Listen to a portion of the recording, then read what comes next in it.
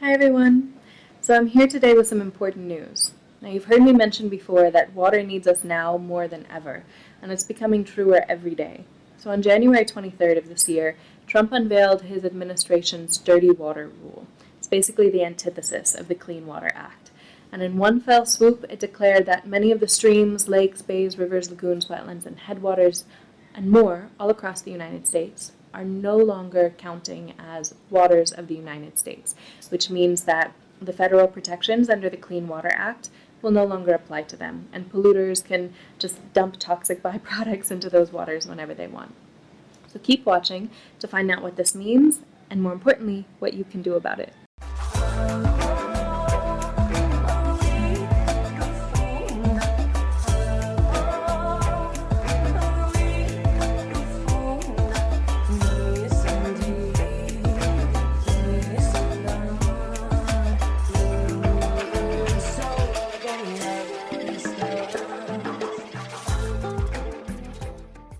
I'm Isabel, I'm a water advocate and educator, and today I want to remind you that we all live downstream from somewhere, and there is no one in the country whom these EPA rollbacks won't affect on some level, even if they don't realize it.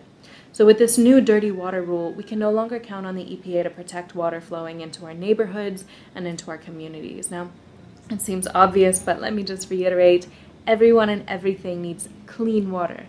Without clean water, humans get sick. Plants, animals, aquatic life, the entire food web needs clean water to survive.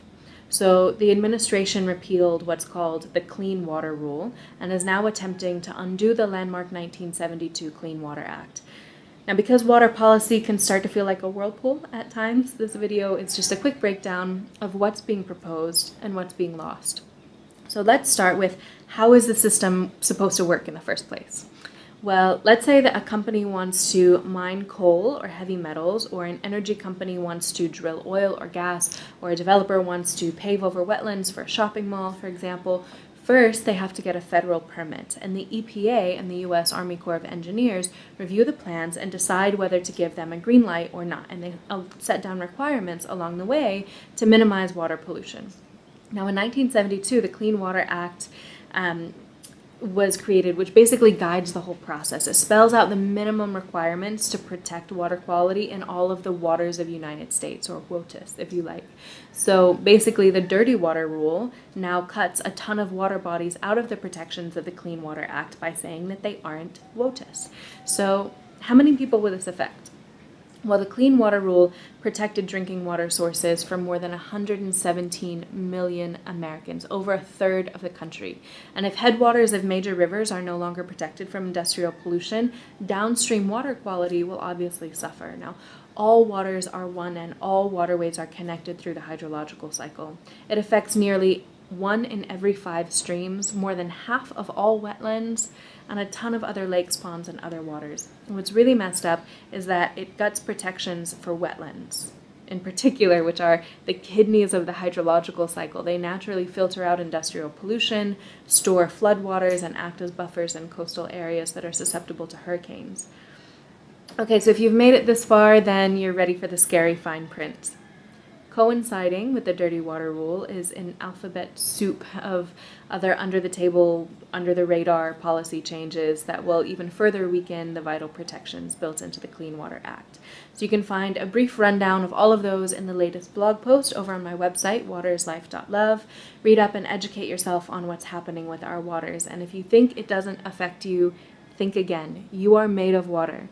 And that water was once in a watershed. The waters inside of us are not separate from the waters outside of us. Wait, did I say that right? The waters inside of us are the same as the waters outside of us. So when we are done with these aquatic bodies, their water returns again to the hydrological cycle.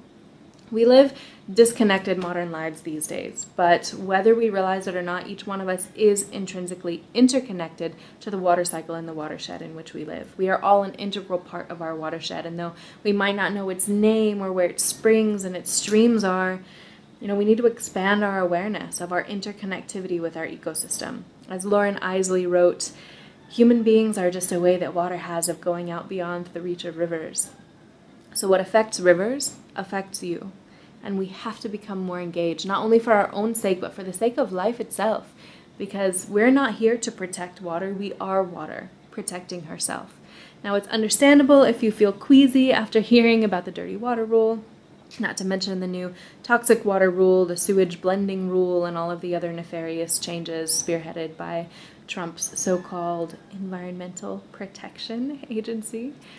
The most recent development is that it's now working to roll back the Mercury and Air Toxic Standards Regulation, or MATS, in other words. So then it'll be okay for companies to dump mercury and lead and arsenic and other things into waterways. But there are ways to weigh in, there are ways to help oppose these rule changes. Don't let despair trick you into inefficacy. Let it inspire you into action. Let this awaken the warrior within you so that you can make a difference with the time in your days and with the life in your body of water. So to learn more about how you can get involved, check out my other video on water activism and guardianship. You'll find a link to that in the blog post associated with this video, or you can find it in my IGTV history.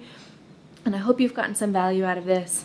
If you've learned something new, please share this, like, comment, subscribe, etc. And if you want to stay in the loop about water, you can visit my website, waterislife.love, subscribe to the newsletter, check out my latest e-course and my resource guides, follow me on Instagram at @JenIsabelFriend, etc., etc.